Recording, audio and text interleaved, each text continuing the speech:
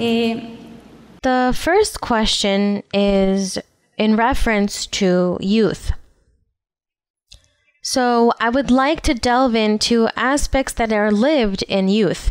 I can say that in some occasions, youth or young people, in order to follow fashion or trends or to spend time with different types of people at school, at work, or wherever we find ourselves, and through technology that has humanity enveloped today, what recommendations should we keep in mind in order for our behavior not to be extreme but moderate, so that the people of the world or out there will not see a supposed bad testimony because of certain situations, knowing that we are from the church? People may point out that that is not good to behave a certain way, or that we cannot have certain friendships since everything is misinterpreted, and that we may not be ashamed or confused, nor be embarrassed later on because of our youth, but to be steadfast in the way of the Lord and what He has for us. Thank you, sister. Very well. Well, sister, you speak of the youth here in the church or of youth in general? I speak of the youth here in the church. In the church. Okay. Yes, because there are two very different things. So we can't criticize or we can't teach the youth out in the world because we would first have to teach their parents. So the youth in the church, here in the church, that there's a phenomenon. When the people arrive, they sometimes arrive with their young children, adolescent children. Maybe there's a couple, father and mother, and their children are teenagers. And the parents arrive to the church, fall in love with God, and they continue. But then, unfortunately, their children are in that phase of wanting to explore the world and opening their eyes to the world and living it and feeling it and doing what everyone else is doing and living by what's in style and living with everything that's modern and the current technology and the new forms of communication. Forms of communication, we already know the world without even having to travel because of these different forms of communication. So the youth want to enjoy that. And so the parents who convert suffer. They say, well, what do I do? My children don't want to come to church. Well, you have to fight for that. You need to pray to God and ask Him for them and begin to evangelize them at home from your home and speak to them. Well, we got to know the church. Let's go to the church. We invite you. For what? Well, so that they too can receive God's blessings and one day also become responsible before God. Now, if we talk about parents, the parents come with their young children, maybe 7 years of age or 8 years of age. That is a time where you can still educate the child and teach them to believe in God, to trust in God. And this is why we've said that in the churches, the children also receive prophecy so that they can begin to know God's will, so that God may make them promises. The child begins to understand and falls in love with God. And when they become an adult, when they become a teenager, they won't turn away from the Lord's path. Now, some will, but generally they follow God's path and continue to live under that fear of God.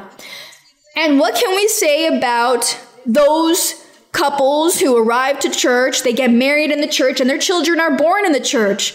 Well, those children will receive the example of their parents. Their parents are those who have to set the example. If their parents do not convert to God, if they do not prepare themselves for God, well, then they will have rebellious children, foolish children who are capricious. And when they reach their teenage years, they will be very rebellious and will not submit. So the parents, it is up to the parents also for their children to have that fear of God and for their children to walk down that right path. Now, yes, they will explore, they will look at things, but they will never leave God's path. And in the Bible, it does talk about and say that you should teach the child You should teach them the path of God, for when that child grows up, he will never turn away from the path of God because there will be something that remains in him.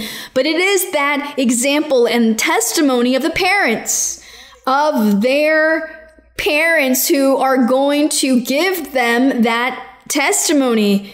They give that testimony to the youth. And sometimes these young people come to the church, these teenagers come to the church, and I have seen that they arrive at that age and they like it, they continue on in the church, or those who have grown up, who have come when they were 8 years old and now they're teenagers and they're in the church, but they're also looking a little bit at what's in the world and what the world is offering.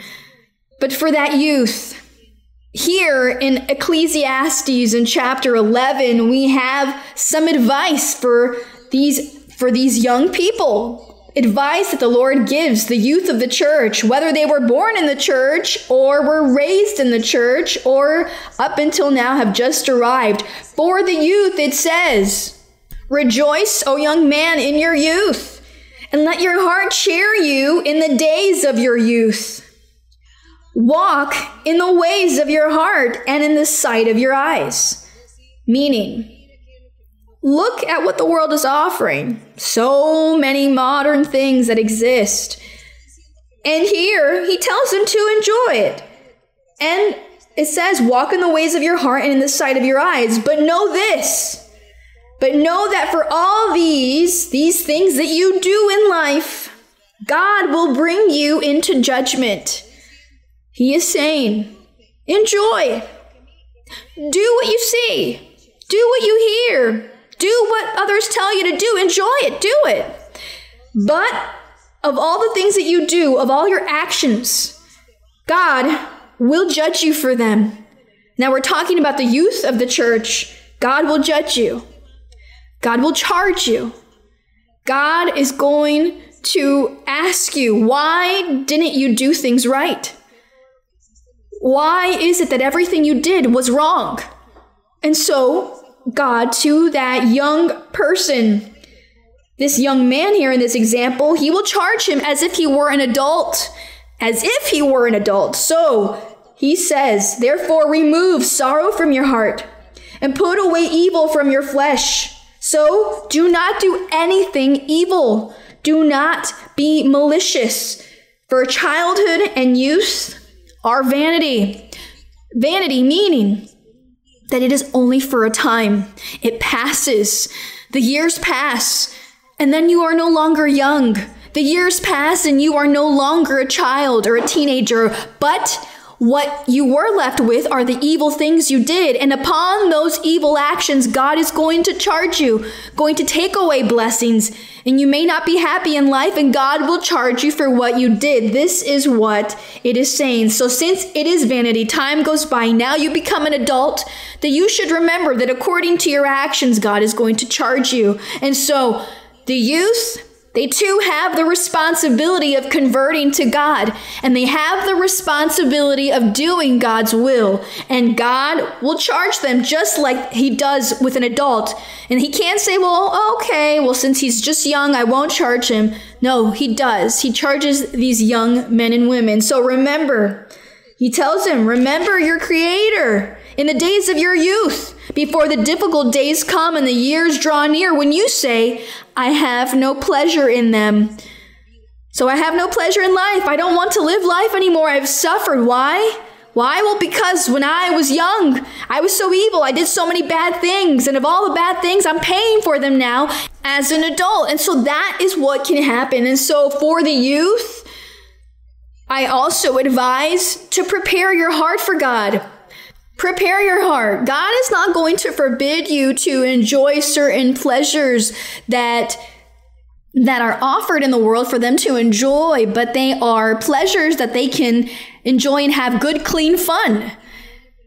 And God allows that, to enjoy things in a clean, healthy way and not become a bad, evil person, undesirable to society, because God is placing his eyes on everyone, and God will then later charge. So So the youth, prepare your heart, love God, and do not let your head be filled with so many ideas and of so many things that they tell you at school or college and these different institutions.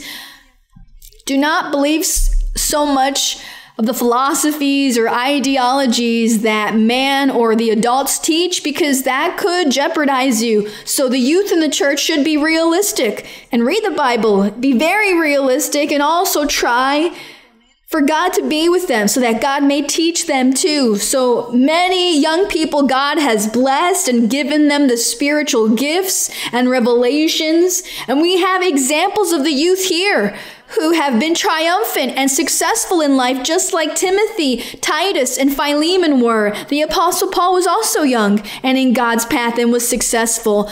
And then these other people came. Timothy, he was young, and he was a young man filled with God, and this is what the Lord wants for the youth. And so this invitation is for the youth to seek and have God and to be an example for the rest of the youth in the world.